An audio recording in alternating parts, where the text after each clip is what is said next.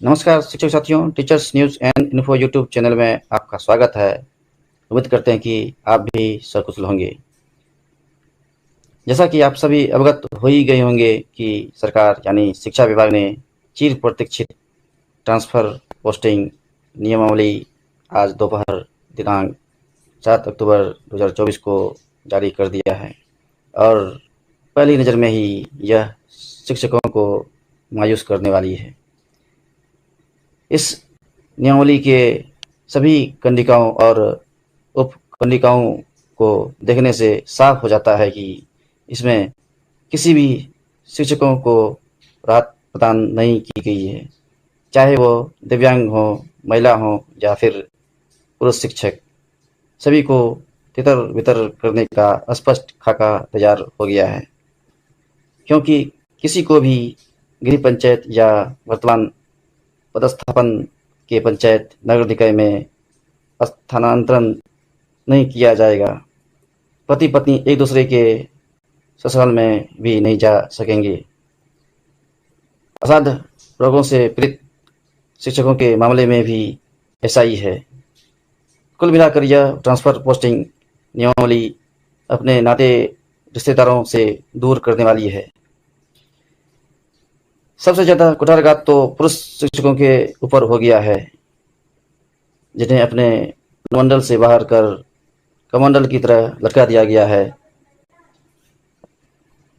अपर मुख्य सचिव शिक्षा विभाग डॉक्टर एस सिद्धार्थ के हस्ताक्षर से निर्गत संकल्प ज्ञापांक संख्या 1729 पटना दिनांक 7 अक्टूबर 2024 को जारी इस ट्रांसफ़र पोस्टिंग नियमावली की कुछ खास बातें इस प्रकार हैं, जिसे हम बिंदुवार बता रहे हैं। नंबर 1, प्रथम स्थानांतरण राज्य स्तरीय होगा। नंबर 2, स्थानांतरण हर 5 वर्ष पर होता रहेगा। नंबर 3, प्रथम स्थानांतरण के बाद स्थानांतरण के लिए 3 प्रकार की कमेटी कार्य करेगी।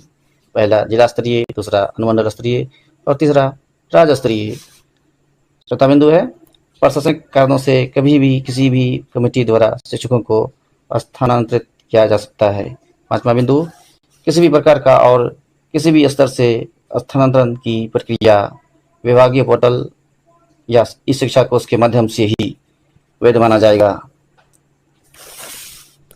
चौथा बिंदु है, आवश्यकता होने पर शिक्षकों की प्रतिनियुक्ति 3 माह या अधिक के लिए किया जा सकता है, वो भी विभागीय पोर्टल के माध्यम से, वरना अवैध माना जाएगा। आप देख सकते हैं स्थानांतरण प्रस्थापन नीति की एक झलक, जिसमें किसी भी प्रकार के शिक्षकों को लगभग कोई सुविधा प्रदान नहीं की गई है। वैसे हम मान सकते हैं कि असाध्य रोगों या गंभीर बीमारियों के लिए कुछ राहत है, लेकिन फिर भी नहीं, क्योंकि स्वयं के गृह पंचायत में तो होना ही नहीं है, तो फिर सुविधा किस बात की। देखिए बारी बारी से हम देख रहे हैं, कहीं पर भी कोई सुविधा नजर नहीं आ रही है।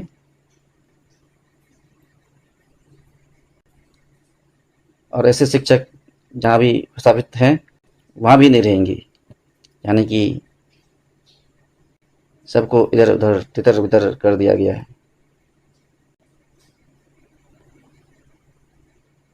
एक सुविधा ये है महिलाओं के लिए,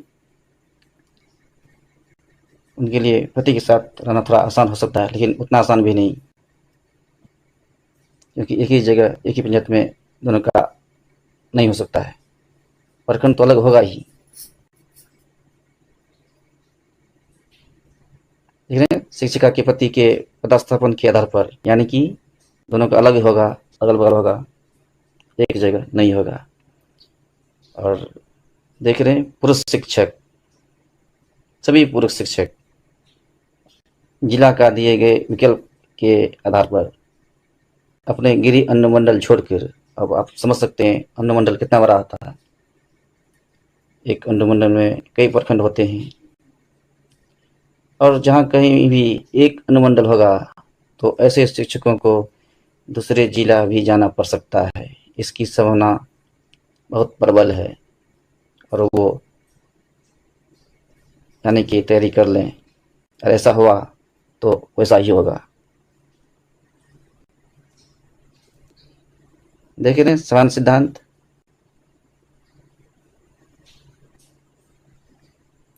शिक्षकों को उनके सेवा काल के प्रत्येक 5 वर्ष पर स्थानांतरण अनिवार्य होगा, यानी कि अपने गृह प्रखंड तो आएंगे नहीं, बाहरी बार इस प्रखंड से उस प्रखंड तबादला होता रहेगा हर 5 वर्ष पर।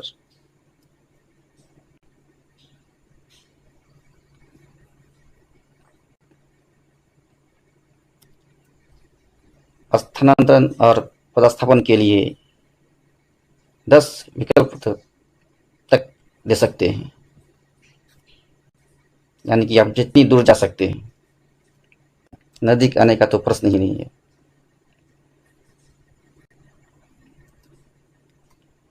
इस नियमावली की खास बात यह है कि इसमें स्थानीय निकाय के शिक्षकों को दूर रखा गया है और बाकी सभी शिक्षकों को इसमें समाहित कर दिया गया है, यानी कि सभी प्रकार के शिक्षकों की ट्रांसफर हो जाएगी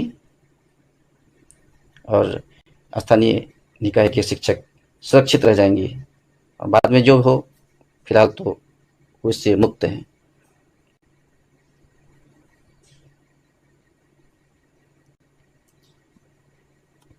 पहली बात,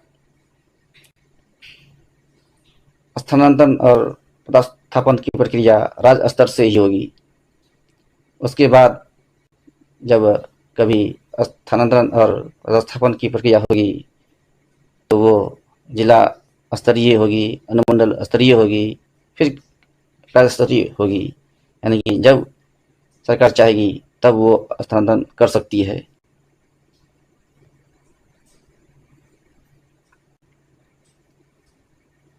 बाद के वर्षों में फिर कभी मौका मिल सकता है, लेकिन गृह प्रखंड तो बिल्कुल भी नहीं। पुरुषों के लिए तो कठिन ही है, क्योंकि हम देख रहे हैं कि अनुमंडल से बाहर और अनुमंडल कितने बड़े अनुमंडल होते हैं, 2 प्रखंड, 3 प्रखंड, कहीं कहीं 4 प्रखंड के भी।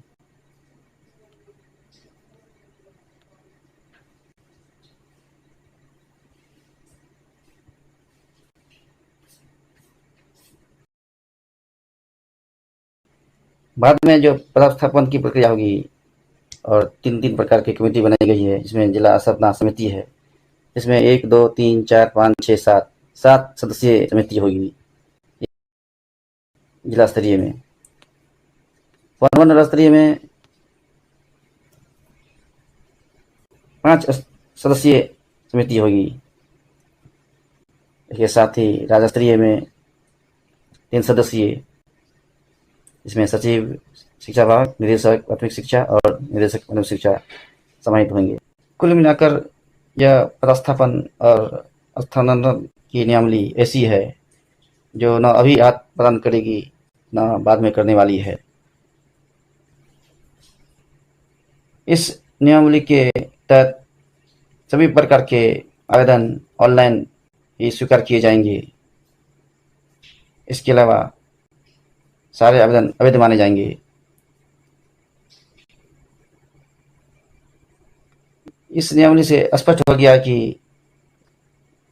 स्थानीय निकाय के शिक्षक इस स्थानांतरण और नए पदस्थापन प्रक्रिया से दूर रहेंगे और बाकी शिक्षक शामिल होंगे। ऐच्छिक स्थानांतरण की सुविधा नहीं मिलने से शिक्षकों में रोष उत्पन्न हो सकता है।